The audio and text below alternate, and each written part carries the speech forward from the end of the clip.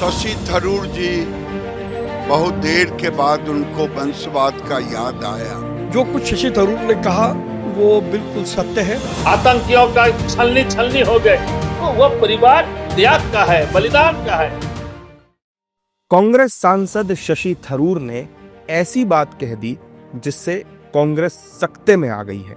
दरअसल शशि थरूर ने एक लेख में वंशवाद को लोकतंत्र के लिए खतरा करार दे दिया है। इसके बाद क्या था?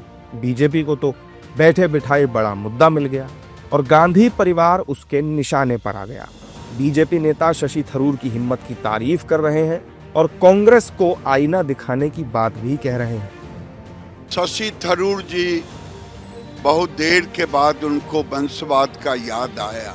शायद शशि थरूर जी का ये जुबान खड़गे जी तक जरूर पहुंचेगा, जिससे गुलामी छोड़ करके वो भी वंशवाद का खिलाफ करेंगे।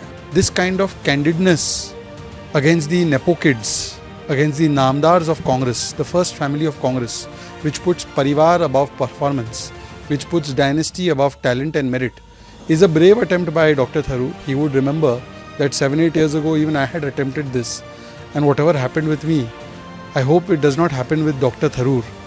Anyway, Dr. Tharoor has recently shown mirror to Nepo kid Nawab Zada Rahul Gandhi on Operation Sindoor also. After that they have sidelined him. This is intolerant mindset of Congress. जो कुछ शशि थरूर ने कहा वो बिल्कुल सत्य है। हमने देखा है कि 6-7 दशक में देश में केवल एक परिवार ने शासन किया और आज भी वही परिवार और उसके दरबारी जिम्मेदार हैं कांग्रेस जैसी राष्ट्रीय पार्टी को सड़क पर लाने के लिए। तो शशि थरूर ने जिस परिवारवाद का जिक्र किया है, लोकतंत्र में ऐसे परिवारवाद का कोई स्थान नहीं है और अब समय उनके लिए भी आ गया है कि परिवारवाद ना करके योग्यता एक आधार होना चाहिए और यही बात शशि थरूर ने कही है। हालांकि इस बयान के बाद कांग्रेस नेता बैकफुट पर दिखे और शशि थरूर के बयान पर सफाई देते नजर आए।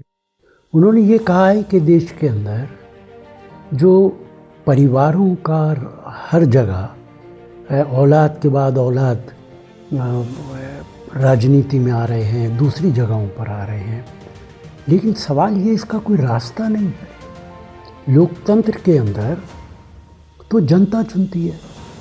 सवाल ये है कि मैं अगर पार्लियामेंट का मेंबर हूँ और मेरा बेटा भी चुनाव लड़ता है और वो जीत जाता है, तो इस पर कैसे रोक लगाई जा सकती है?